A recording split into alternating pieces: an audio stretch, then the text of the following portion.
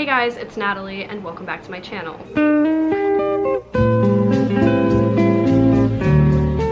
The last time I posted was probably in summer of 2023 and it is now 2025. And I know all 1,000 of you are probably like, Natalie, where have you been? What have you been doing? What have you been reading? And I'm here today to answer all those questions for you. I'm going to do my best to sum up the last year of my life in a way that does not A, garner self-pity, B, bore you out of your mind, or C, bore you out of your mind. So essentially the not so pretty, glittery answer to why I've been on such a long hiatus is due to my mental health. That's mental illness, isn't it?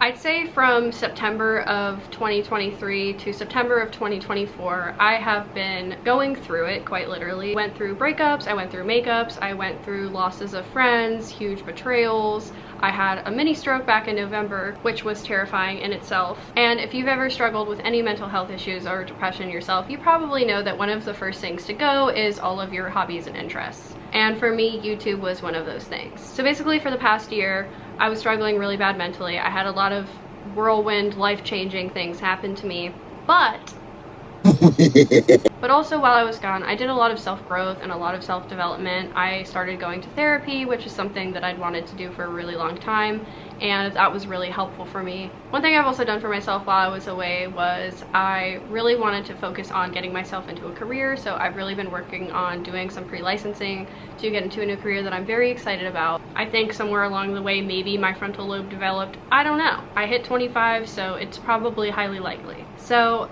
things are looking up for this solo girl. And now we're here in our year of the Lord, 2025. Regardless of what happened in my last year, I'm happy to be back. I really miss the channel. It really is my catharsis. Like I said, I love to create content. It's something that really just I've always loved to do. So being here is really special to me. And if being here is special to you too, you know which button to press. During the year I was away, I did read some books. Definitely not reading 20 books a month like I used to on this channel.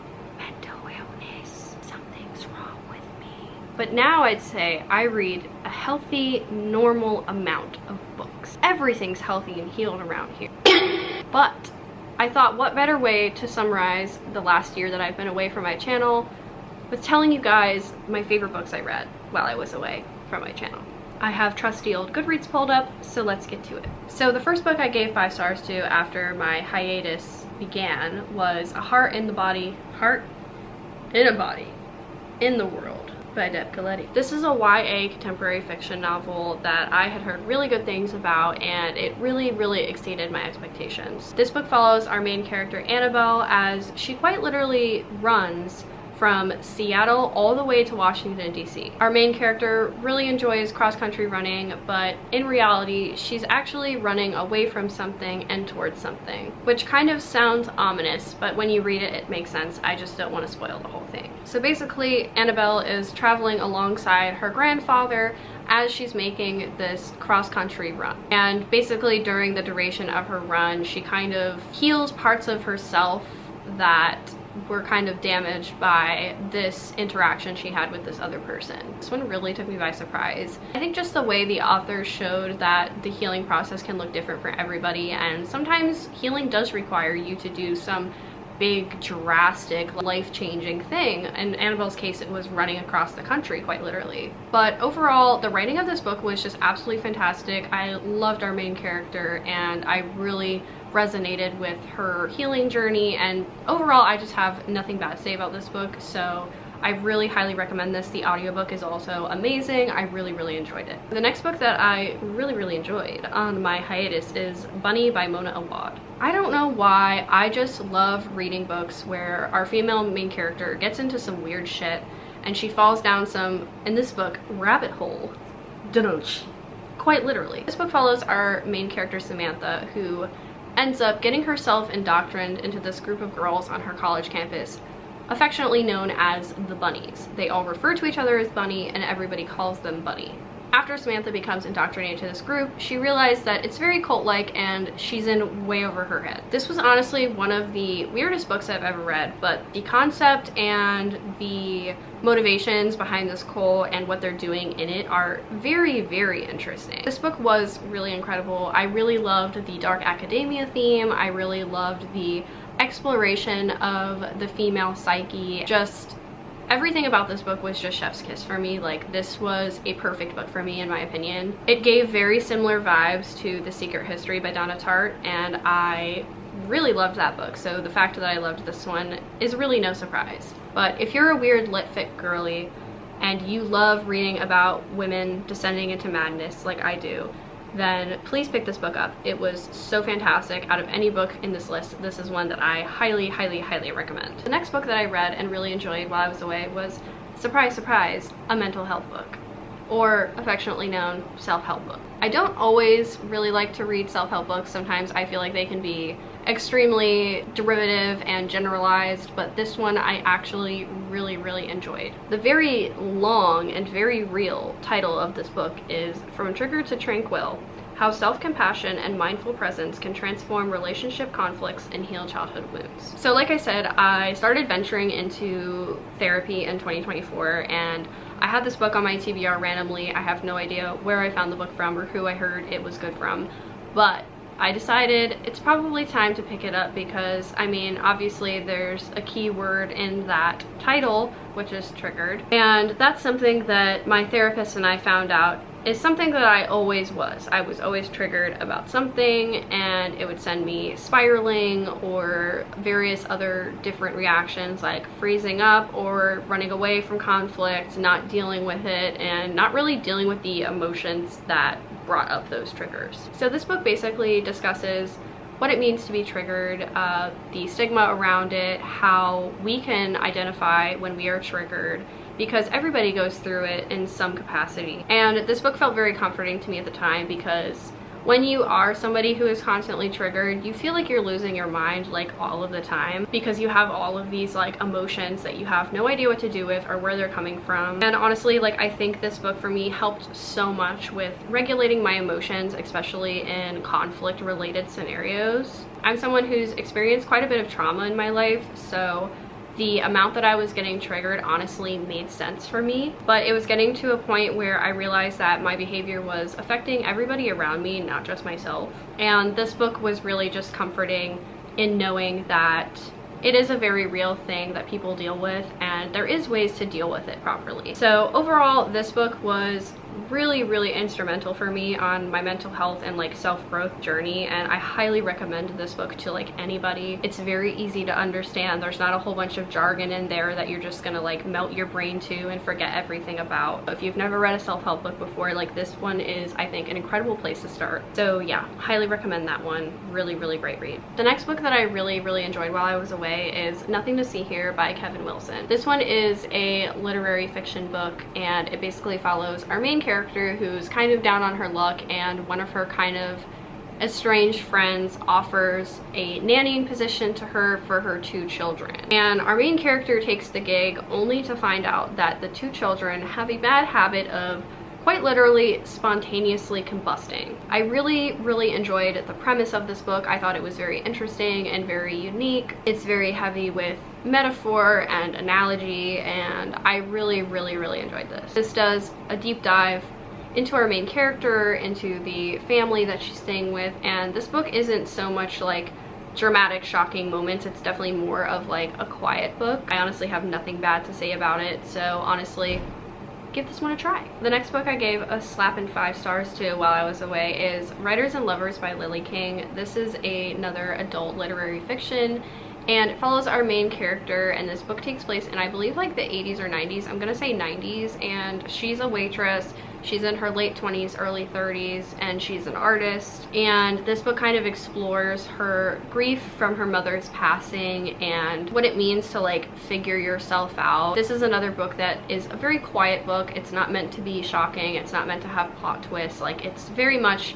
character driven, and I'm realizing I really do like those books where it's kind of an analyzation of a character or a group of people. This one was really good. I honestly have nothing bad to say about it. I really liked it because it showed a realistic lifestyle of somebody who's in their late 20s and early 30s just trying to figure it out, so it felt very comforting in that way. It also takes place in the 90s, which is pretty cool. I highly recommend this one. Also love the cover on this one. The next book that I really enjoyed while I was away is The Island of Sea Women by Lisa C. This is a historical fiction book, and oh my god, this book blew me out of the water. Lisa C is quickly becoming one of my favorite authors because every book I've read by her has nailed it. She's nailed it every time. So this book follows two female best friends who live on Jeju Island off the coast of Korea during the 1900s. I cannot even put into words how much I love this book. Lisa C's books are just incredibly well researched, incredibly well written, and the way that she writes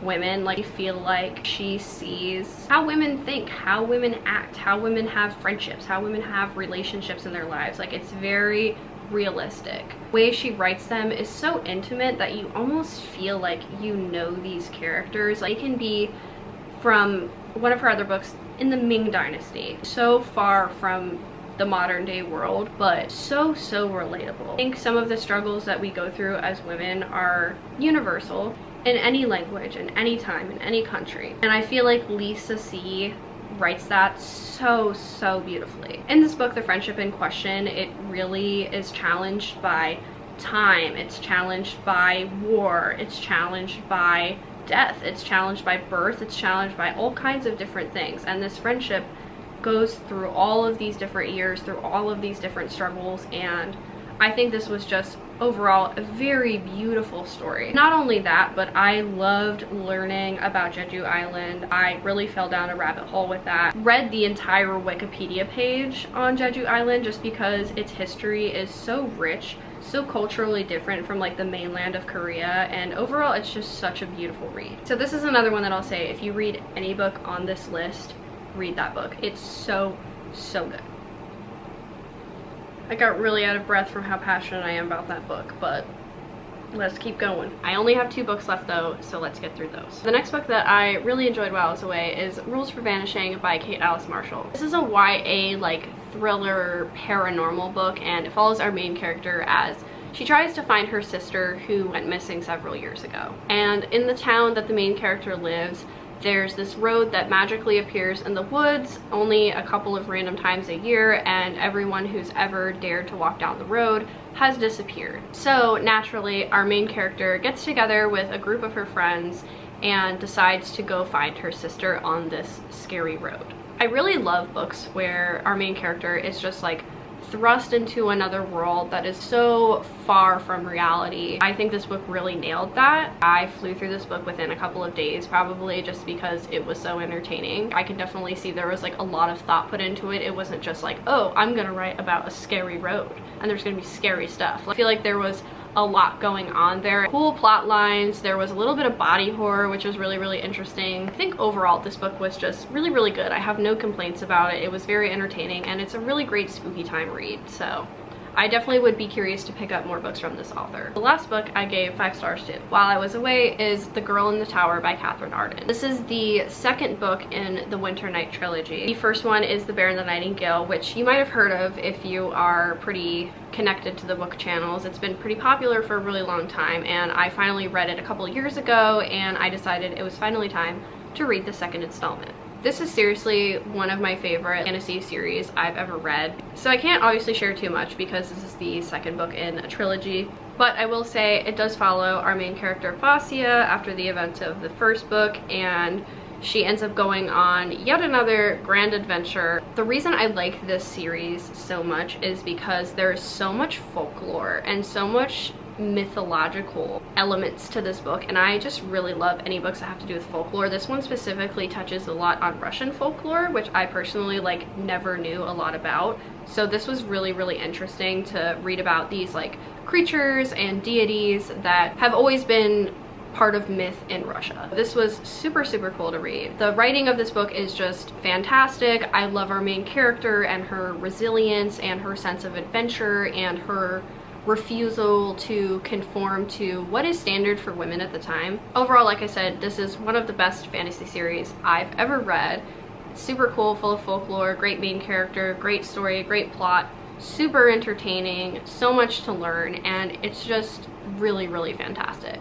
If you're looking for a new trilogy that's really, really immersive, I highly recommend this one. So those are all the books that I read during my little hiatus from the interwebs. I definitely post more frequently on my book TikTok or my book Instagram, which are linked down below, so if you want to see more of me, that's where you'll find me. And like I said, I will be coming back to the channel slowly but surely. This is my, like I said, first video in a year, and I probably won't be uploading with the same frequency as I used to, but you will still see my face on here, and if you'd like to, hit that subscribe button. Thank you so much to everybody who's here and watching my videos and supporting me. This is really what I love to do. So I'm really happy you're here, and I'm really happy to be here myself. Thank you guys so much for watching, and I hope you have a fabulous day. Also, before anybody comments or makes a stank face at me from the other side of the screen that I definitely can't see but can feel, I do have 2 missing nails, and I know they're ugly, but it is what it is. I wasn't gonna wait to do another set just for this video, so